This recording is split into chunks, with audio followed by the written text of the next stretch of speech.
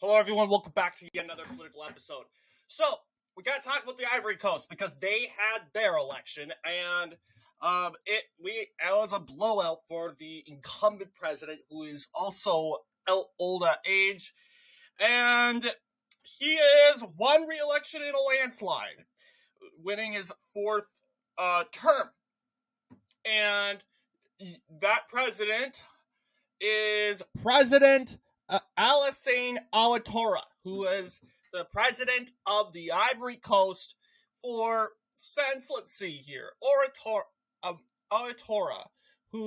he is a part of the Rally of the Republicans Party, or let's see, he's been president of the Ivory Coast since 2010, so he's been in power for roughly 15 years, and he is extending his rule to over 20 years, as we can see here. He comes from the Rally of the Republicans, which is actually a right-wing political party. Of course, Wikipedia is calling this out. They're saying there needs to be a better source for this, but he is more conservative on the social side. I mean, the party is more right-wing socially.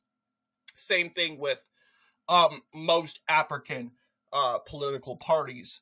But this obviously is a huge win for the president of the Ivory Coast. And right now, I know it says right-wing, but Wikipedia is already calling it bluff.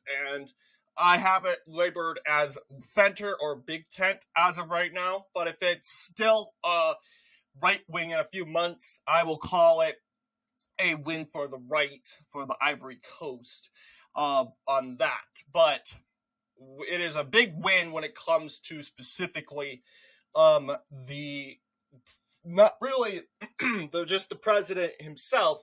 He is old at age. He is 83 years old. Not as old as the president of Cameroon, but younger by 9 years. But he's still old, and he's around, it's like Biden running for re-election in 2024, and he still won handily.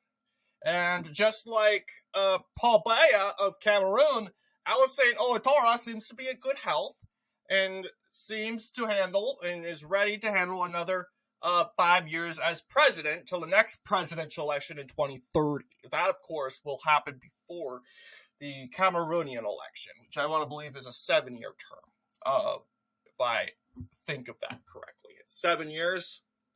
Yeah. But yes, obviously, look at the results. Alassane Ouattara, he defeated several candidates.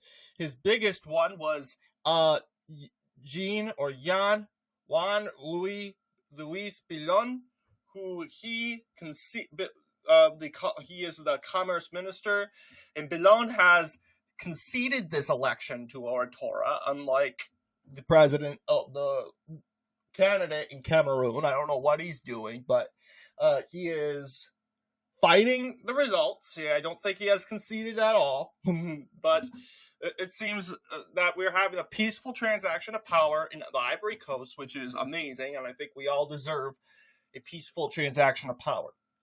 Well, actually, there is no transaction because the president is in power already. But of course, I would imagine that he would appoint a new cabinet and go through all the official fourth term of it all. But yes, he also defeated Simone Alvet Jigbagdo, who, very hard name to pronounce, comes from the MGC, no official page. Gianbo Kaku, who is an independent. Pascal Afi Nusian, who comes from the Ivorian Popular Front. It's a more center-left political party, more from the Socialist International, until 2010 when they left. But then you got Vincent Inye, who is an independent. And all I can say is there's nothing really to review than the president of Ivory Coast won again. We can see how he performed in 2020. Yeah, he's very popular. Like 95.31% of Ivorians voted for Alassane Ouattara in 2020. Okay, despite his age, and not to mention, he was, I would say, like 78. 78, still relatively old in 2020, but he seems to pull it off. He got over 3 million votes, while his opponent only got 64,000 votes. Yeah, he seems to be getting more popular according to the 2015 election, when he won by 83.66%. And of course, when he first got into power, President Alassane Ouattara, not president at the time, but he defeated Laurent Gbagbo, wherever he is. He is I want to believe, a convicted felon in the Ivory Coast. He is I want to assume, a war criminal. He was a very popular big figure in the Ivorian Civil War, and he was overthrown democratically, but I want to believe he didn't go out without a fight.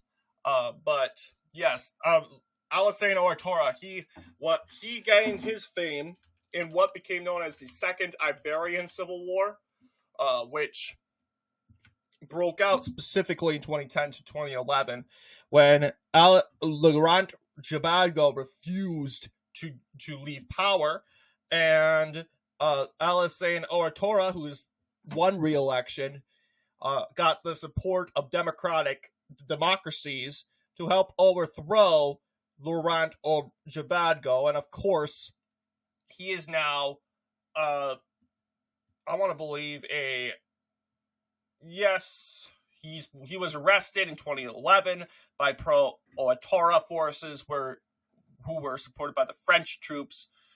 And I would imagine, yes, he hasn't been executed or anything. He's old, he's 80 years old. But yes, he is, of course, he is now arrested. I would assume, is in jail. He is a war criminal. He is charged criminal charges. Okay, although he was not, this was dismissed. Crimes against humanity, that was dismissed. And he's still in prison at the Hague Penitentiary Institution. The Hague, yes. So that was a little fun fact there. So Alassane Ouattara is like the Abraham Lincoln to Ivorians. Like, he really is. I mean, we know Ivory Coast. I mean, we know President Abraham Lincoln was the figurehead of the American Civil War, and this time around, Alassane Ouattara is the Abraham Lincoln. He was the figurehead of the Second Ivorian Civil War, although the First Ivorian Civil War is probably more iconic. But yes, it was a close round, actually, as there was a first round. But speaking of this, I would suggest with the popular trends, you think it's kind of hard for Alassane Ouattara to get over, like, probably 98% would probably be his roof. But, I mean, it could generally look like that, because then again, you got these candidates splitting up the votes. We're not going to get the official vote tallies till later, because I imagine, just like Cameroon, it takes a while to count all the votes. But this one was really no surprise. Ouattara, we knew, was going to win. We knew he was going to go over like 90-80%. This was a no-brainer. He was going to win.